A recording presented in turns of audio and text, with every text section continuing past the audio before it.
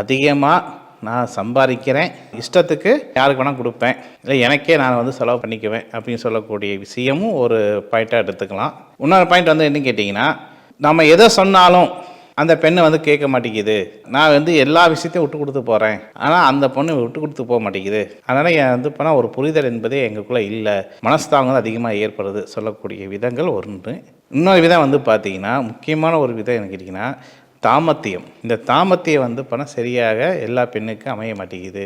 ஏதாவது ஒரு குறை இருக்குது. ஒரு பெண்ணை ஒரு ஆண் வந்து திருப்தியாக வந்து பணம் தாமத்தியம் வந்து சரியான அமைப்பில் இல்லை அப்படின்னு சொல்லக்கூடிய விஷயம் அங்கே ஒன்று மைனஸாக விழுகுது. அப்போ நம்ம ஜாதகத்தில் வந்து என்ன தான் ஜாதகத்தை பார்த்தாலும் என்ன தான் இது பண்ணாலும் இந்த சுக்கிரனுக்கு 11ஆம் ஸ்தானம் அதிபதி சுக்கிரன் நின்ற ஸ்தானத்துக்கு நல்லா கேட்டுக்கணும். 12 கட்டத்தில் வந்து பணம் சுக்கிரன் எந்த ஸ்தானத்தில் இருந்தாலும் அந்த ஸ்தானத்துக்கு 11ஆம் அதிபதி, அதான் உபாசன தேவதை. இந்த உபாசன தேவதை எதுக்கு பிடிக்கணும் அப்படின்னா, சுக்கிரன் வலு அதிகமாக இருந்தாலும் சரி, இல்லை வலு குறைவாக இருந்தாலும் சரி, இந்த அமைப்பு இருக்கக்கூடிய ஜாதகர்களுக்கு சுக்கிரனால் வந்து யோகமும் வரும்.